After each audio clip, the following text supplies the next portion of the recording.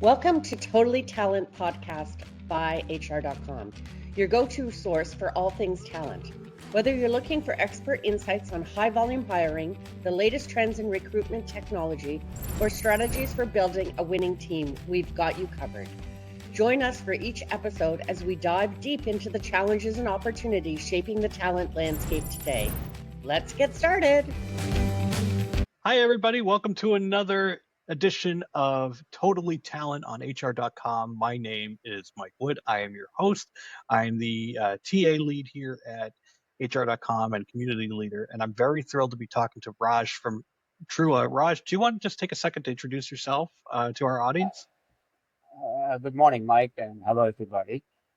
My name is Raj Ananthanpillai. I'm the founder and CEO of a company called Trua. Great. So I wanted to I came across Trua and the work that you're doing, and I really wanted to kind of dive into it and just for our listeners and see, what the different kind of new things that you guys are doing. So can you share the origin story of Trua and the market need that kind of sparked this development? I mean, you've been in the space for a long time, right? Yeah. So one of the things that triggered my thought process is, early on in my life, I was a CEO of a company that was doing some important classified work right after 9/11 to catch bad people, right, that are still determined to harm our country. And that came about in a variety of ways, right? Predominantly in the transportation sector. So we built system. And one of the things that was dictated by Congress was anybody in the transportation sector doing certain things, they have to be vetted, right? The question was, do we keep doing this vetting on a regular basis, or can we figure out a way to do some sort of a reusable way to do it? And you vet them once, and then you continuously monitor so that you only worry about exceptions, not everybody.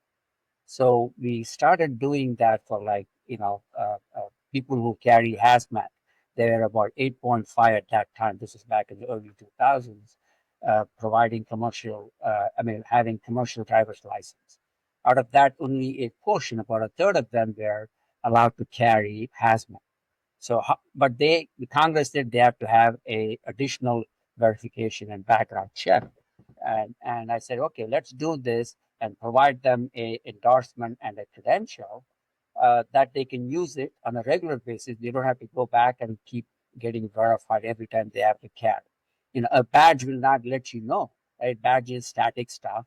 The active stuff is, did they go and blow up another building after they carried the last hazmat, right?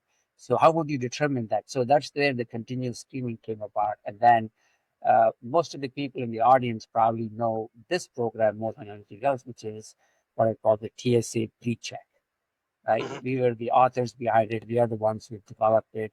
Several million people use it today. And I said, hey, once after I got out of the company and I sold that company back in 2017, and I was still itching to do a lot of good stuff for the rest of the society. And I said, how about we bring TSA PreCheck to the commercial world?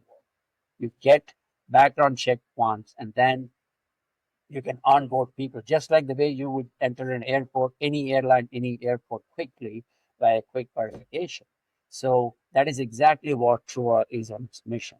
And the second thing that triggered my thought process in terms of shaping up the vision was in 2016 or 17, there was this huge Equifax breach, data breach. 140 million people's personal information was compromised. And somebody in Congress asked, hey, why do you guys need Social Security for everything? And they said, well, we use that as an identifier. If you think about it, Social Security number was never intended as an identifier. It was predominantly to get government benefits or or pay your taxes and so on and so forth, or the employers providing you wages and your W-2s. But it was never intended for a identifier. But somehow the society has evolved into using that as an identifier, and then people key off of that. And I said, isn't there a way to mask that? We use aliases and masking in variety of stuff in society. But say, how about we mask the social security number and then give them a random token, for example, right? That way nobody can decipher it and say, okay, this belongs to X, Y, and Z. So you can never reverse engineer that. So that is one of the things that we did, is combining those two things, TSA PreCheck concept, tokenization of your personal attributes, your personal background. And then what TSA was missing was actual identity verification. You still have to show a government issued ID. Now they call it real ID, so that they can look at your picture and then go through your database and say, yep, this is the same person. And then this person has no new, uh, uh, issues. So what happens if we combine that as well as part of this? Combine the government ID verification, and then the TSA PreCheck concept, and then the tokenized aspect of it. So that is exactly what Trua has got. In combining all of those things, in getting your what we call a trust credential. You get it once, and then you don't have to ever give out your social, date of birth, or any of those things. And all that you have to do is provide your tokenized ID, and then anywhere that is accepted, you can get that verified. And this Right. is especially great for background screening people. I'll talk about I it mean, yeah, further. background screening. I mean, it holds up the process. It's a couple days of just kind of wait for things to clear. So if I'm an employee and I get my Trua B score or True score. uh, Trua score, I can then take that anywhere, right? And be like, Yep. instead of me having to take the risk of giving up my social security number, I give them this Trua number. They look it up. Trua, you guys handle all, you're pre-vetted and whatnot, so you handle the risk and stuff. I think that's a great idea. Yeah, think So about it, right? In the credit world, right, banks used to collect all kinds of information and then figure out, are you credit worthy?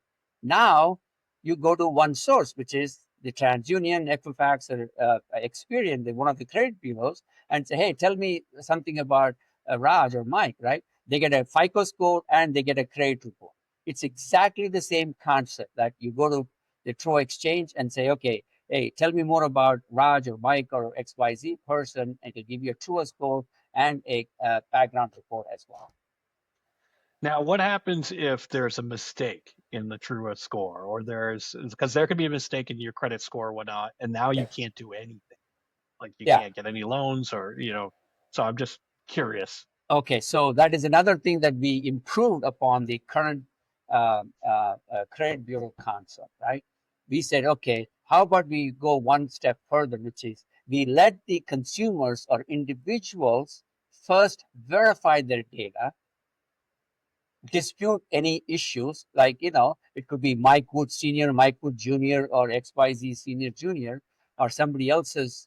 Public data is really dirty, just so you know. One of the things that we focus is get multiple sources and then determine the source of truth, and say, okay, if this person had a DUI, this person had a criminal record, oh, that doesn't match the ID verification that we just did, so it must be somebody else's. And then you as an individual have the option to dispute, verify, correct. You cannot change anything. If there is a DUI in your name and we have looked at multiple sources, and then you are it is, right? I can talk about certain cases where we had an issue that somebody was disputing. We went to 3 different sources. They all pointed to a bankruptcy for this person, and this person was denying. And anyway, so you cannot change anything, but we can verify secondary and tertiary verification. That way, when the relying party or the employer gets that, they know with high assurance that this is the person and this person's identity has been verified. I don't know if you saw this latest article today in Wall Street Journal about North Korean issue. I can I forward did you not. that. It is a wow, and it's Now, is it the North mind-boggling. Koreans like infiltrating companies in the Infiltrating. U.S.? Yeah, Okay, yeah, somebody was I have desperate to heard get a about that. job. No, that's different. This is a new one. Somebody was desperate for a job, and they worked with North Korea how to infiltrate, and then it's a big story, but it is eye opening as to how people are having issues, especially remote work. Right, people take advantage of the remote work. And historically, traditional background check is done by a third party. Hey, company wants to do a background check. They want to hire Raj, right? Hey, Raj, work with this company, provide all your information, input it, and then give a copy of driver's license if that is the case. And then they will do and check your stuff. They don't really verify you with a liveness detection. We do one of the things is you have to be live. When you show your driver's license or government issued ID, we verify that, make sure it is authentic, and then we verify the picture with the liveness detection. So that makes it really, really high assurance. And then you verify the background. So by the time the employer gets this Trua score and Trua attributes, right, it is with high confidence you can hire this person. Now, I would not be surprised because I've been writing a lot about, what's really missing in the hiring uh, equation right now is trust. You don't trust Yep. that the company is who they say they are. I'm sure you've heard of many scams of people getting like almost through the entire interview process to find out that the company doesn't really exist, or they're just trying to mine information. Or on the other side, you have candidates that say they have these skills and they say they are who their resume says they are, but yet they just beefed up their resume with ChatGPT. So I would not be surprised if some sort of authenticator like yours kind of makes its way in the TA, even just beyond background check. Now, like when you're working with companies, how does continuous trust screening, like how are you different from the traditional background check score? Like what are you saving for HR teams? So a couple of things, right? The traditional background screening is predominantly one time, one and done, right? They send you the information before you hired, and majority of them, except for maybe the top two or three, they don't even perform an identity verification. They ask you to input the data, they verify your social security number, and look at your scanned or faxed driver's license. Up, looks good, and then they do that and provide the report. Now, how do you avoid these remote scammers, right? How do you avoid the identity? Because identity is the crucial, right? Identity is the hottest currency right now. Everybody is after your identity. So it's important to verify the identity. What we do is, hey, if you're trying to hire, 10 people this month, right? Send them a link ahead of time and say, hey, get your Trua score. That way, by the time they come into the interview, the candidates are legit, right? And Yeah. it's also another thing. If that becomes a standard habit, if you don't get a link like that, you have to question the company as well. Hey, is this company really a real company? As you mentioned, there are scam companies as well collecting your information and do that. One thing we cannot do, unfortunately, is if somebody has embellished their resume, that is very difficult. The only thing we can do is verify the employment. And even there, as you know, we have had so many regulations around that. Every company is deathly afraid to give any feedback on the individual because the only thing they can say, yes, this person worked here. That's all. At least they have worked here. And to do that, you want to make sure it is the right person you're inquiring about. So you already got that assurance with this individual. That's the best part about it. And you can also avoid a lot of litigation and potential regulatory issues. Today, it's a third party done, right? You are not involved. The employer is not involved. It is done by third party. The third party gives the report to the employer. The employer says yay or nay. Or if there's issue, the employer has to deal with an enormous amount of dispute resolution, adverse action. Why did you hire? Write a report why this person was hired, all kinds of stuff. You avoid all of that. HR just today walks on eggshells all the time because they're deathly afraid to make a mistake, either in hiring or not hiring, right? So one of the things is you do this, you preempt all of that. Hey, as part of this, you require a bachelor's degree and a true score of XYZ. Our score goes from 0 to 360. You can say you need to have a score of 300 or above, right? You can say that. That way, there is no bias. It is unbiased thing. We only look at data. One of the things we don't do is look at where the zip code is because zip code doesn't matter. In this case, the employer doesn't know where the zip code is yet, right? because most resumes don't have a real address. They'll just give these days an email address, right? So you don't know if that person is in North Korea or in Timbuktu land or next door to your thing, right? We can verify all of that upfront because we do 7 years worth of address history along with verifying your biographic data like social, date of birth, driver's license, and a biometric comparison of liveness. Now, if I'm a candidate and I get my Trua score, can I look at it to see if, like, let's say I have a bad weekend and I get pulled over and I get charged with something? Can I look up my number to see if it's changed my score? Just like if I do something bad credit wise, I can look up my credit score. Yep, absolutely. Well, you can't look up your credit score except for once a year, right? That's the 2008 law that passed that said, hey, you're entitled to get one annual credit report. For before that, you didn't know what it was, a black box all the time. You didn't know what was in the background. Even today, you don't know why certain things show up in your background, Yeah. in your credit report, right?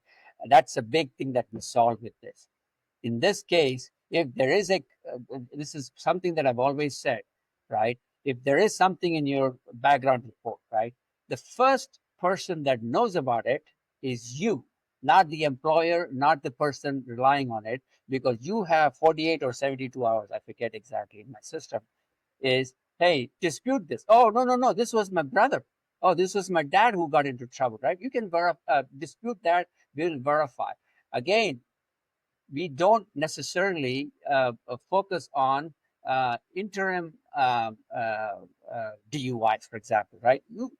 If you got a DUI or something, you were basically, let's say you were trying to stop a bar fight, but you got roughed up and you got booked. It'll show up and then they will dismiss those charges. But temporarily, it is in your rap sheet. So the key is to make sure it is not subjective, it is objective. Every data that we provide is very objective. That means it was a conviction in a court record. It is not a passing, infraction or somebody decides to charge you. You may be totally innocent until you are, proven guilty.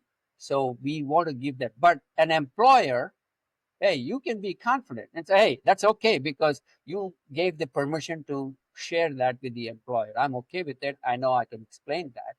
But, it'll be a flag and they will monitor the court record until it turns into a dismissal petition. Or if it turns into conviction, then you will be the first one to know. And you can say, no, I don't want to share my score with my employer for lack of, thing. In that case, the employer says, hey, because they have a portal with your score on it, right? If and they'll say this person has withdrawn their sharing of their Trua score. They will never know what that was for. And you can say, and then you say, hey, Mike, come into the office. Hey, Raj, come into the office. We'll have a conversation. And say, why did you withdraw your score? You have to be honest about it. Or if you're trying to BS, they know what it is, and then they can take adverse action. Because part of your job requirement was you have to maintain a score, and that has to be shared. So, but the individual is always has control. And that is the reason why it is not a regulated approach. Every company in the industry today, it's a regulated approach, except ours. Ours is the first non-regulated approach because the candidate has the right to withdraw, consent, and also share. Now, I love that it's looking at the context of things. When I was in my 20s, I was arrested for DUI, but not convicted, only because I wish I could say I was breaking up a bar fight or something, but no, I had too much to drink and I pulled over on the side of the road and I went to sleep and got woken up by because I had the keys in the ignition and there you go, there's your DUI. And I thought for years that I was going to have this like stain on my record and stuff, and it really hasn't come up. But it's like you don't, as a candidate, you don't know what's going to come up. And I think I maybe answered about it once. Yes, I was like 24, and I pulled over on the side of the road, took the deal with the state, did the classes and all that stuff, and been fine ever since. Okay, nobody cares. It's fine. But I just love that you're giving some of the power back to the candidates themselves. Now, I know with the rise of like gig working and stuff like this, do you see that this being able me if like I wanted to take a bunch of different gigs works. Now I have my pre-vetted background and I'm carrying my Trua with me, and it's just a lot easier to hire me, right? Oh, and this is the best part, and especially like hospitality, restaurant working, and all of those things. Somebody quit in the morning, they turn in the resignation. You need a waitress or waiter for the evening shift, right? You go to the InstaWork or one of those job boards, and they don't have to do anything. It's already pre-vetted. Come on, work on the same day. You can start working, and the platforms are dying for such thing and say, hey, I want somebody reliable and background check. Come on, because it's a liability on the platforms as well. If they send you a candidate and the candidate does something stupid, commits a murder or whatever it is, and they already had 2 convictions on their background, hey, how come you didn't check? You're shutting down the establishment. So this is important. And one of the things we also do is we have a 3-dimensional matrix, right? Time, type, and recency. So any court record is mapped against those 3 things. Certain states say, hey, you cannot look at I'm just making this up, a DUI that is more than 5 years old. A lot of people, when they get a report from a traditional background check, you get all of that as part of the 30-page report. In this case, we filter that out because, hey, this state you cannot check DUI beyond 5 years. So we've already curated that thing for you, for the employer to just act on it and then get them on board the same day. Yeah, because the hiring team, they may not know that you can't go, if they're getting remote employees, for example, from different states, Yep, whatever, they may yep. not know that this state has only a 5-year look back, and so their people, they see something 15 years ago that means that they don't want to hire this person. They cite that as a reason. Now you got discrimination, right? Oh, wrongful claims is the biggest. 15% of the background check report, 15 plus percent, according to Pew Research or one of the research, is it's prone with errors. It could be wrongful claims, litigation, downstream class action, all kinds of stuff happens. That's why you do it up front and then say, hey, there is nothing wrong. We have tried this traditional model for decades. It is not working, right? Other than piling up more litigation, more regulation. Instead, flip the script and co-opt the individual, right? Little bit, and say, hey, be part of the process, be transparent, and then you're also protecting your privacy. Let's assume you interview 10 candidates, right? You're collecting all that information, and then you're only hiring 1 or 2 candidates, but you still have to deal with information that you collected of all the 10 people. That's like a hot potato. You can't just flush it down the toilet. You cannot just say I deleted it, right? It's sitting somewhere in the process. This way, when you go through Trua, you only get the macro information. Hey, this person their address has been verified, identity has been verified, no criminal check, no bankruptcy, liens, judgments, evictions, and his education has been verified. Professional license, a plumber, electrician, whatever you're hiring for, has been verified, right? And then once you hire, then you need the personal information for your payroll. But until then, you don't need it. Companies collect and keep it on their premise. That's a problem. Yeah, I worked at a company once where I went to the copier just to make a copy, and someone had left a all the promotions and salaries for the next quarter right on there. And I saw it, and my name wasn't on it, but like I saw it, so I was a little disappointed. But I saw all these people I work with, and I see exactly how much they make, and I don't want to know that information, so I threw it down and ran away and never told a soul. But yeah, you don't want one of your like HR people to accidentally be, you know, people make mistakes, and you don't want to Yeah, make and then let's assume, expensive right? ones. Yeah, and then there is a DUI on your thing, and but it is not relevant to the job and not relevant to in your state, for example, because they had a 5-year requirement. But somehow it shows up in the report, and the HR person looks at it. Once they see it, and let's assume they hire, for example, they can't unsee that. There's always going to be this thing, and oh, this guy got pulled over for DUI, right? It's very difficult. And then, especially in the SMB area, think about it.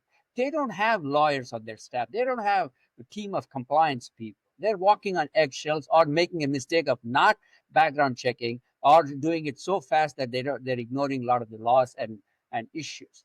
This gives you a clean thing in a package and say, hey, yep, that ready, start tomorrow. Yeah, it's so weird because so in Massachusetts where I got mine, you cut a deal and you go to like classes and you lose your license for 6 months, you pay a bunch of fines, but if you don't do anything for a year, it's continued without a finding, which means that it's just kind of hanging out there, but there's no conviction on it. So it's still going to come up, but it's like, why don't you just drop the case? Like, why don't you just drop it? But no, it's going to just hang out there because I guess if you become a repeat offender, then you still have that on your record or whatnot. But there's nuance to everything. Yeah, so think about that, right? It has not been convicted, yet a court has not adjudicated that. So an employer cannot make a decision based on that unless it is a driving job, truck drivers, right? Yes, you don't want to, you want that. Whereas if a person is behind the desk in an office, it doesn't matter. That's relevancy. Remember, relevancy and recency is very, very important. And these sort out all of that and curate the whole report. Well, I think this is a great move to get things into the future of what background screening and kind of like what personal accountability and ownership of your own data. I love everything that you guys are doing, and one of your coworkers sent me the phrase like the future of workforce trust management. I love that, the trust management, because as I said, with AI and stuff, trust is hard to come by. So I want to thank you for joining me on Totally Talent. Where can people find you and information about Trua? So what I just wanted to leave with this one thought. Think about it, the future, right? Every employer, right? There are about 5,000 background check companies. They all have your personal information. All that it takes is a half a dozen of those somehow making a mistake, right? So, and they're all inconsistent.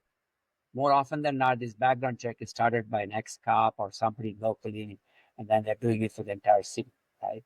It is dangerous because it's not consistent.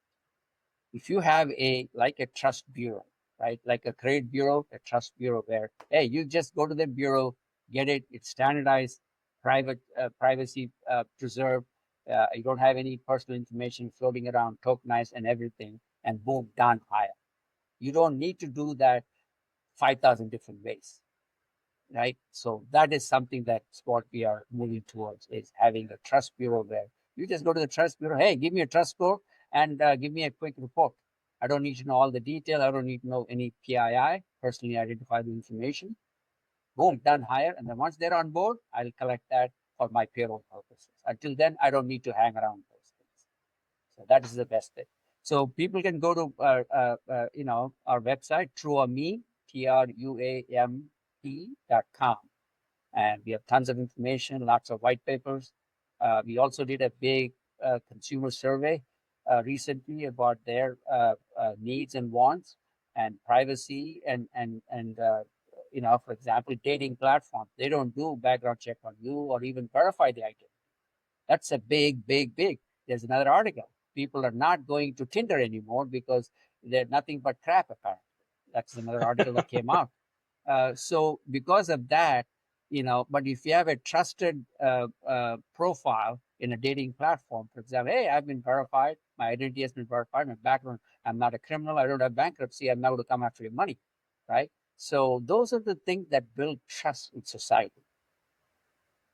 I love it. And I love it it. takes, yeah. So this is great. I mean, and it's faster too. I mean, Yep. we all know Yep. before TSA PreCheck came around, Yep. it was Long horrible, lines. long Long lines. lines. Right. I So think I it's the waited same once concept. 3 hours at an airport just to get through the Yep. security Same line. concept. Get it one time. Yeah, you may have to spend 5 minutes to get this thing one time, right? But then after that, it's almost like it's like a credit card application, right? You have to fill out Yeah, an application, and then once you're approved, you tap and go everywhere you want to get a transaction. It's the same concept. The concept is not foreign to anybody, but nobody has come. Yeah, background check is still in an analog world. We are trying to bring it to the digital world. That's where well, we have love it, over Raj. we're Thank close to you. 100 customers. So, Oh, great. yeah. Great. So everybody check out Trua online, and Raj, I look forward to talking to you again in the future. And thanks for joining me. Thanks for having me, Mike. Take care. Bye-bye. Thanks for tuning in to the Totally Talent podcast by HR.com. We hope you find today's episode insightful and inspiring.